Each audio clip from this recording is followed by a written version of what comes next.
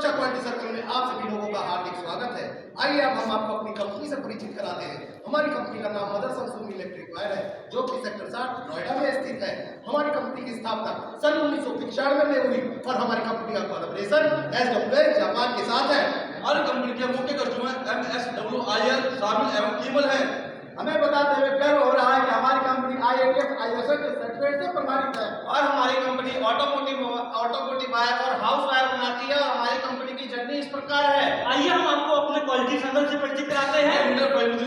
मैं deputy leader Rakesh Kumar, मैं member फीमल Noel, मैं मेंबर संजीत, मैं मेंबर विजय कांत और हमारे फैसिलिटेटर मिस्टर RB सिंह और हमारे कोऑर्डिनेटर मिस्टर रविकांत पांडे जी हैं। हमारी क्वालिटी सर्कल की स्थापना 30 सितंबर 2014 में हुई। मीटिंग का दिन हर शनिवार टाइम 12 बजे से 1 बजे तक का था। और हमने ये प्रोजेक्ट स्टार्ट 6/7/2024 को किया और हमने इस प्रोजेक्ट को पूरा 28/9/2024 को किया। ये हमारा 16वां प्रोजेक्ट है। इस दौरान हमारी 99% अटेंडेंस रही।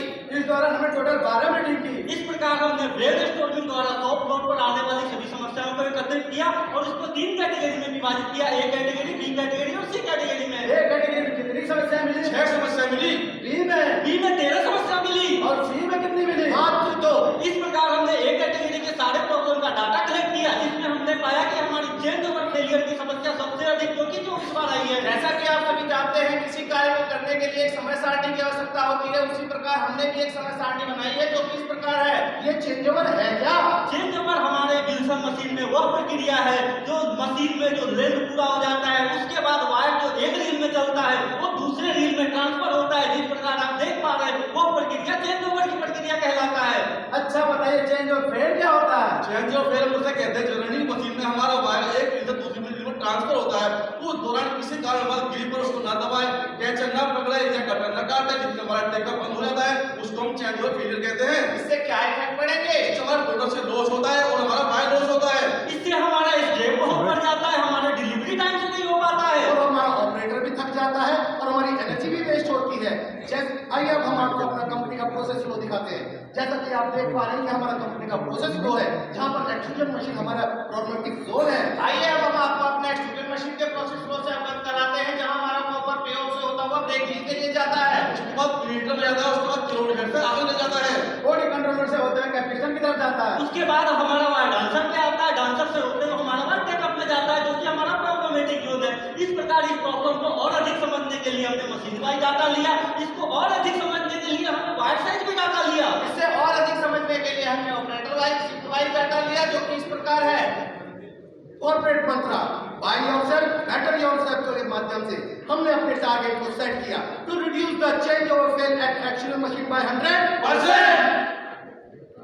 आइए अब हम डॉक्टर इशिकावा को याद करते हैं और उनके बनाए हुए टूल फिशबोन डायग्राम का इस्तेमाल करके अपनी समस्याओं का समाधान करते हैं। इस प्रकार हमने पाया कि मैन में हमें 2 संभावित समस्या मिली, मशीन से हमें 8 संभावित समस्या मिली, मटेरियल से हमें एक संभावित कारण मिला, मेथड में एक संभावित कॉज मिला। इस प्रकार हमें जो सभी संभावित समस्या मिले उसके हमने वैलिडेशन किया, जिसमें मैन से एक संभावित समस्या मिला, जिससे ऑपरेटर स्किल की समस्या, इसके लिए हमने गैम्मा किया।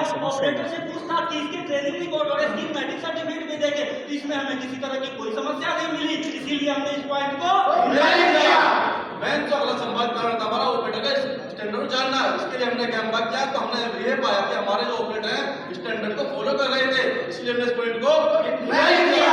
मशीन से हमारा पहला संभावित कारण निकल कर आया था कि कैचर से हमारा वायर का स्लिप हो जाना, जिसका हमने गैम्बा किया और उसका रिकॉर्ड भी चेक किया, तो हमने पाया कि इस प्रकार की समस्या हमारी मशीनों में आ रही है, इसलिए हमने इस पॉइंट को वैलिड किया।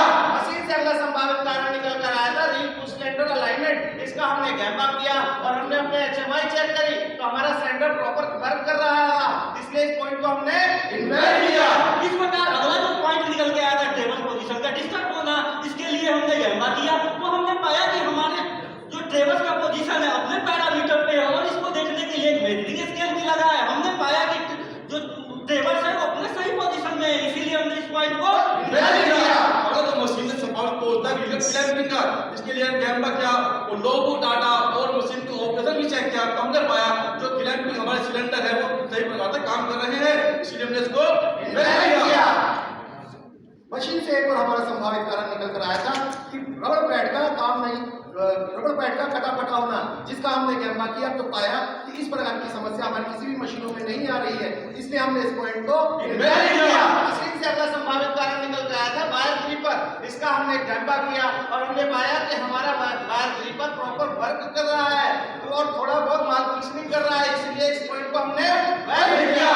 इस प्रकार अगला जो पॉइंट है कि सेंसर का सही से काम नहीं करना, इसके लिए हमने गैम्बा किया तो हमने पाया कि हमारे सभी सेंसर सही पोजीशन में थे और सही काम कर रहे थे, इसीलिए हमने इस पॉइंट को वैलिड किया। इसका जो अगला संभावित कारण था मशीन का हमारा सिग्नल ट्रांसमीटर का, उसके लिए हमने गैम्बा किया, मशीन चेक की और मशीन पैनल भी चेक करे तो हमने पाया हमारे सिग्नल ट्रांसमीटर सभी सही से वर्किंग कर रहे थे, इसलिए हमने इस पॉइंट को इन्वेलिड किया। मैकेनिक से हमारा एक संभावित कारण निकल कर आया था कि एवियन सील का डैमेज होना, जिसका हमने गैम्बा किया, उसकी चेक शीट भी चेक करी तो हमने पाया कि हमारी सभी सीलें सही हैं, इसलिए हमने इस पॉइंट को इन्वेलिड किया। एक तरफ जो हमारा संभावित कारण आया था चेंज ओवर सिलेक्शन का, इसलिए कि हमने गैम्बा किया और लोगो डाटा चेक करा तो हमने पाया जो हमारा ऑपरेटर है कभी कभी वेयर के ऊपर में चेंज ओवर ले रहा था, जिसकी वजह से हमारा चेंज ओवर फेल हो रहा था, इसलिए हमने इसको वैलिड किया। समस्याएं कितनी हो प्रधान, समस्याएं कितनी हो प्रधान, क्वालिटी सर्कल एक विधान। इसके बाद हमने अपने सभी वैलिड को जो उसका हमने वाइवा एनालिसिस किया, जिसमें पहला है कि हमारे कैचर असेंबली से वायर स्लिप हो जा रहा था, हो जा रहा था, उनके कैचर असेंबली में वायर प्रॉपर स्लिप नहीं हो रहा